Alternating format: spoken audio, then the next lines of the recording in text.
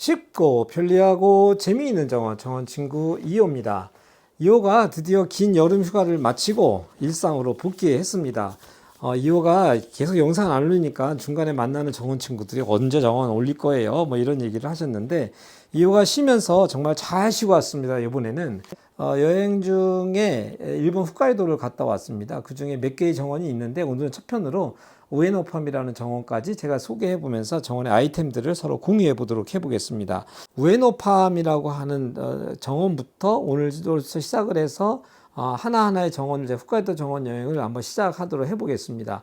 아마도 이제 매일매일은 올리지 못할 것 같고 제가 비정기적으로 이제 슬슬 시동을 좀 걸어볼 테니까 우리 정원 친구들의 응원 메시지를 통해서 저희도 시동을 좀 더 본격적으로 한번 걸어보도록 해보겠습니다. 오늘은 우에노팜에 대한 정원을 소개해 보면서 이 안에 어떤 이야기들이 있는지 한번 살펴보면서 오늘 이야기 마무리해 보도록 해보겠습니다. 우에노팜이라고 하는 것은 농부의 정원이에요. 그러니까 쌀농사를 짓던 분이 논두렁에 꽃을 심기 시작을 하면서 그걸 보고 많은 사람들이 찾아오는 것들을 좋아하는 것들을 보면서 꽃을 점점 많이 심다가 결국은 전체적으로 지금은 이렇게 전체적으로 꽃을 심는 정원이 좀 됐죠. 그래서 어떻게 보면 우리나라도 점점 농장이 정원으로 바뀌어지는 형태가 점점 많이 조금씩 출현하지 않을까라는 생각이 됩니다. 그러니까 생산 농장이 아니라 경관 농장으로 경관 정원으로서도 경제적인 수익을 낼 수 있겠다라는 모델들이 점점 많이 보여지고 있는데요. 이 정원 구석구석 한번 들어가 보도록 해보겠습니다. 우에노팜 딱 먼저 갔더니 보여지는 게 곰 엄마하고 아기 곰이 담장 넘어서 이렇게 훌쩍 쳐다보는 표정을 만들어 놨더라고요. 그래서 아이고야 처음에 주차장 내려서 딱 보여주는 이 모습을 보면서 저희가 좀 웃는 표정을 저희가 짓게 되어졌는데 어떻게 보면 첫 번째 정원을 보여주는 모습을 뭘 보여줬을까, 뭘 보여줄까라는 고민들을 이분은 하지 않았을까라는 생각을 좀 하게 됐습니다. 그리고 딱 들어갔더니 첫 번째 보여주는 게 이런 돌담이에요. 돌담에다가 본인들 로고를 박아놓고 그 다음에 의자 하나 이렇게 놨습니다. 근데 돌담 보세요. 이거 누구 뭐 일반인들도 쌓을 수 있을 정도의 그 정도 수준 아니겠어요? 그래서 어떻게 보면 되게 전문가다운 그런 것들이 더 어울릴 수도 있겠지만 어떻게 보면 약간 이렇게 풋풋한 이런 느낌에 있는 돌을 쌓는 것은 일반인 정도도 일반인 쌓는 것 같지 않으세요? 그죠? 그러니까 농부의 손맛이 살아있는 뭐 그런 그 돌담 정도도 어떨 때는 더 좋지 않을까라는 생각, 꼭 전문가의 손길만 필요한 건 아니다라는 생각도 좀 들었고요. 그 다음에 요정의 집이 연못이 있는데 이렇게 하나 좀 있더라고요. 그래서 요 부분에서 많은 사람들이 많이 사진을 찍었어요. 그래서 이런 부분에서는 좀 얘기하고 싶은 것은 언제나 이렇게 포토존이 될 만한 곳을 하나 좀 만들면 좋겠다라는 건데 지금 보면 여기입니다. 요 부분에 지금 호수가 작은 연못이 있고 여기에 지금 요정의 집이 있는 거예요. 어떻게 보면 많은 사람들한테 포토존이 될 만한 곳을 사진을 찍을 만한 공간 하나 이렇게 대표적인 구조물 하나 만들어 놓는 것은 홍보하는 데 있어서 그러니까 앞으로는 계속해서 지금 뭐 인스타에 사진이 올라가는 것만큼 좋은 홍보가 없잖아요. 그래서 이런 표정을 만들어 주는 거는 좋겠다라는 생각했고요. 좀 색다르게 봤던 거는 우리가 보통은 이제 이렇게 그 보도블록을 깔잖아요. 벽돌로. 근데 깔고 나서 바로 식물로 시작되는데 공교롭게 여기는 잔디 구간을 좀 줬더라고요. 양쪽에. 그러다 보니까 조금 식물이 이 보도블록이랑 만나는 때 조금 여유롭게 만난다 아니면 조금 단정하게 만난다라는 게 좀 보이더라고요. 여기도 마찬가지입니다. 보시면 보도블록이 있는데 잔디가 있고 식물이 시작하잖아요. 그래서 조금 깔끔하게 조금 끝난다라는 느낌이 좀 들어서 이 아이템 조금 괜찮겠다라는 생각이 들어서 한번 적용해 볼까라는 생각도 좀 하고 있습니다. 그 다음 사진은 아까 봤던 돌담에 이어서 이런 조적벽을 해놨어요. 정말 엉성하게 해놨어요. 이건 생각보단 너무 엉성하기는 했어요. 하지만 의도 자체가 너무 정교한 것보다는 약간 어설픈 정도의 조적도 약간 풋풋한 표정을 만든다라는 생각이 좀 들어서 뭐 얼마든지 여러분의 농장이나 여러분의 정원에도 전문가가 아니라도 여러분들이 좀 시간을 들여서 짰다 보면 이런 것들 이상으로 만들 수 있지 않겠나 싶습니다. 저도 요즘 제 주변에 지금 정원주방이라고 하는 아이템으로 정원 만드는 걸 제가 도와드리고 있는데 거기도 제가 돌담 쌓는 걸 제가 디자인을 좀 해줬거든요. 그래서 거기도 어떻게 보면 뭐라 할까나요? 정원주가 직접 조금 제가 쌓으라고 말씀을 드렸어요.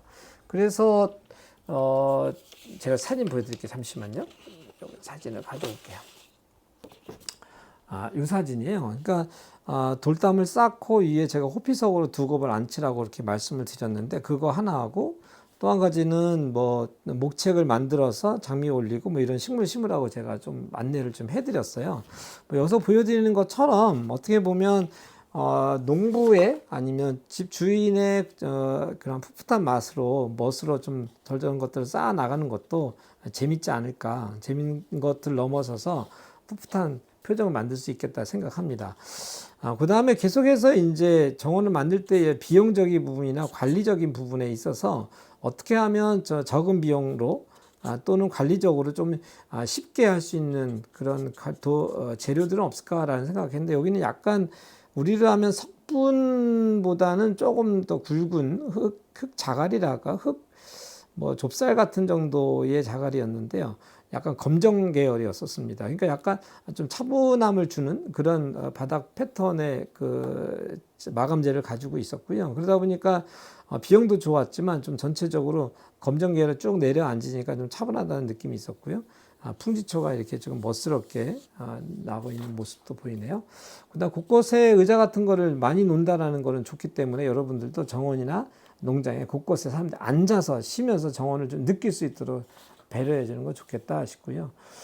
공글이라고 하는 콘크리트라고 하는 건 저는 개인적으로 되게 좋은 소재라고 보고 있습니다. 지금 콘크리트잖아요. 거기다가 뭐 이파리가 있는 아마 타일을 갖다가 이렇게 좀 박아놨고 뭐 돌도 몇 개 좀 박아놨어요. 그 옆으로 이제 이런 패턴의 돌들이 있는데 좀 큰 모습으로 좀 볼까요? 보면 이런 모습이에요. 근데 넓은 면적이었을 때 이 패턴으로만 다 간다고 하면 되게 지루하겠죠. 근데 거기다가 콘크리트에다가 타일로 바꾸고 이런 표정들. 그러니까 넓을 때 좀 패턴을 바꾸면 좋은데 콘크리트 이렇게 나쁘지는 않다라는 생각이 좀 들었습니다.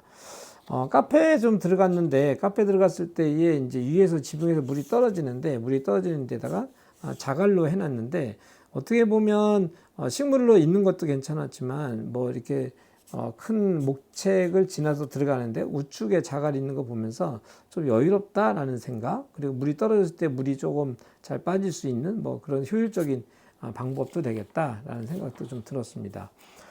그 다음에 이제 판매 매장에 좀 들어갔거든요. 판매 매장에 들어가서 저희가 보는 거는 어떤 상품으로 구성을 하는가라는 게 제가 궁금증이 있어요. 그 다음에 진열은 또 어떻게 하고 있나라는 것도 좀 유심히 좀 보고 있습니다.